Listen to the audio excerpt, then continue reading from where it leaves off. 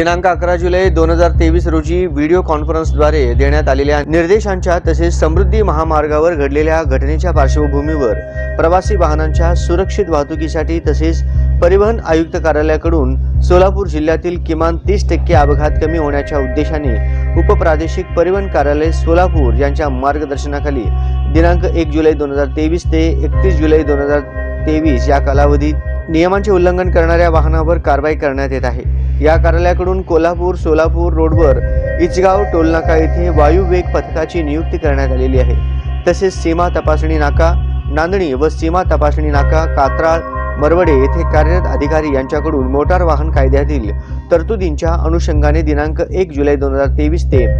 18 जुलै 2023 या कालावधीत 1355 खासगी प्रवासी बसची तपासणी करण्यात येऊन 289 खासगी प्रवासी बस दोषी आढळल्या। विना परवाना अथवा परवानाचा भंग करून वाहन चालविणाऱ्या, योग्यता प्रमाणपत्र नसताना वाहन चालविणाऱ्या, 4 रिफ्लेक्टर, इंडिकेटर, टेल लाईट, पायपर, डॅझलिंग लाईट आदींची तपासणी करून 141 वाहनामध्ये केलेले बेकायदेशीर फेरबदल याबाबत एक वाहनावर क्षमतेपेक्षा जास्त प्रवासी वाहतूक करणाऱ्या वाहनावर, मोटार वाहन कर न भरलेल्या 3 बसवर, आपत्कालीन निर्गमन आणि दरवाजे कार्यरत स्थितीत नसणाऱ्या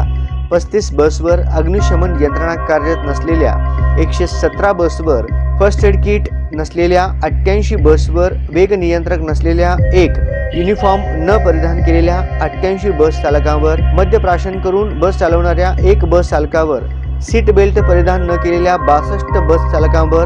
दंडात्मक कारवाई करण्यात आली। या कारवाईत एकूण 9,52,968 रुपये दंड वसूल करण्यात आला,